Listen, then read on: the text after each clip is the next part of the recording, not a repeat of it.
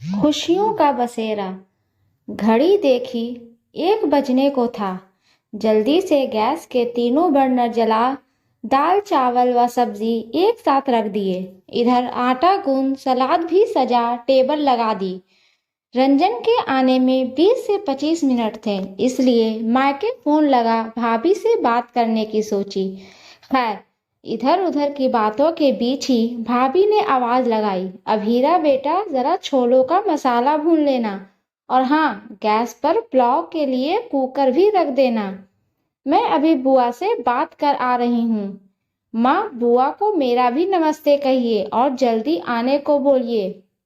भाभी और अभीरा की बातें सुन इतना अच्छा लगा कि पल भर को भूल गई फोन पर भाभी के साथ हूँ। अचानक आवाज से हल्की नींद भंग हुई। अच्छा दीदी, फिर बात करती हूँ। अभीरा को आज पुलाव बनाना सिखाना है। उसने गैस ऑन कर दी होगी। हाँ, कह मैंने भी फोन रख दिया।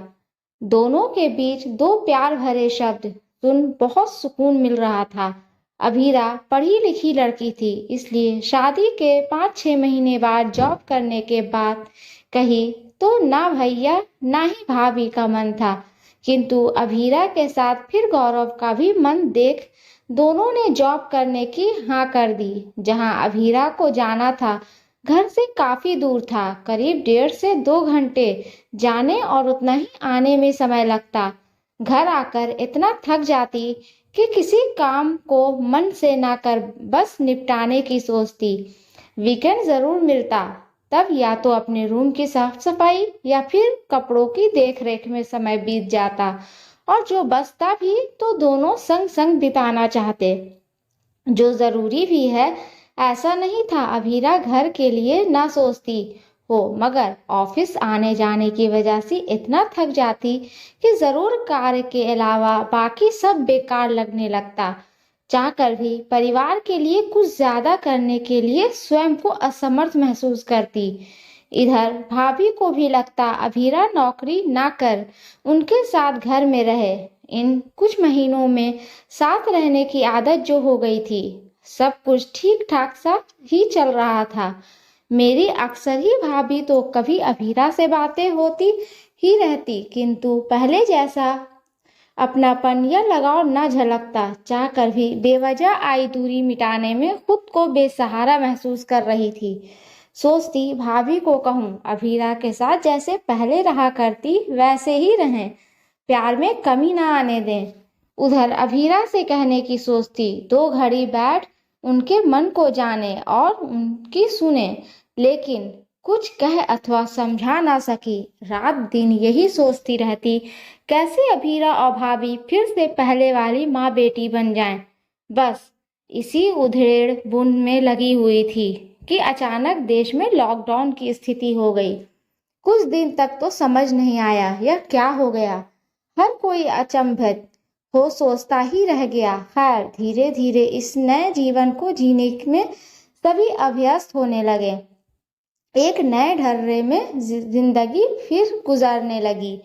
गौरव और अभीरा भी कुछ दिन तक ऑफिस गए, फिर कंपनी की तरफ से सबको घर से ही काम करने को कह दिया गया, यानी वर्क फ्रॉम होम। सोचते सोचते ही खाने पीने का काम निपट गया, मालूम ही नहीं पड़ा। खैर, आज दिल बहुत खुश था। जो मैं दिल से चाह रही थी वही पहले वाला माँ बेटी का रिश्ता जीवित हो गया उठा। आज शाम से ही हल्की हल्की बूंदाबांदी हो रही थी। कहते हैं ना, यदि मन अच्छा तो सब चंगा, यही कहावत मुझ पर बैठ रही थी। रंजन और बच्चों को अच्छा लगेगा सोच फटाफट चाय के साथ आलू प्याज के पकौड़े बना सबको आवाज लगाई। चाय पीकर प्याला रख डिनर के लिए क्या बनाऊं सोच ही रही थी कि भाभी का फोन बज उठा। हेलो कहते ही बोली, पकौड़े खा रही होंगी, तुम दोनों भाई बहन एक जैसे ही हो। अभी अभीरा ने पनीर व गोभी के पकौड़े बनाकर खिलाए हैं। तुम्हारे भैया को बेटी के हाथ के कुछ ज्यादा ही अच्छे लगे। शगुन के 1100 रुपये हाथ पर रखते हुए बोले, बिटिया मुझे रोज ही खिला दिया कर, सच खाकर मजा आ गया। फिर हंसते हुए बोली, यहाँ 30 साल हो गए तुम्हारे भैया को खिलाते पिलाते, पर आज तक ऐसे पैसा ना दिया। वो तो खुश हो बेटी को ही दिए जाते हैं। खैर, जब भी मायके की बात होती है मन खुश हो जाता है। इधर उधर की बातों के बाद आखिर मैंने भाभी से पूछ ही लिया, आजकल अभीरा को तुम्हारे साथ रहने का टाइम कैसे मिल जाता है? घर के काम में हाथ भी बटा देती है। भाभी एकदम से खुश हो बोली, अरे वो लॉकडाउन के रहते ऑफिस तो बंद है, परंतु कंपनी की तरफ से उन्हें वर्क फ्रॉम होम की परमिशन मिली हुई है, तो अब कहीं आना जाना नहीं पड़ता। इससे जो कई घंटे ऑफिस आने जाने में निकल जाते थे वे बच जाते हैं। वर्क फ्रॉम होम मुझे तो अच्छा लगा, क्योंकि घर तथा बाहर दोनों ही बखूबी संभाले जा सकते हैं।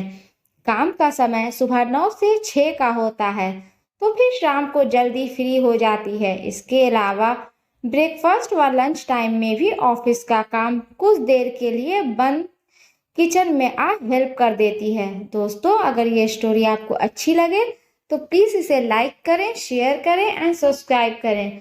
और इस स्टोरी के बारे में आपकी क्या राय है हमें कमेंट बॉक्स में ज़रूर बताएं। और हाँ, बेल आइकन को प्रेस करना ना भूलें, क्योंकि ऐसे ही आने वाली स्टोरी आप तक सबसे पहले पहुंचती रहेगी। धन्यवाद।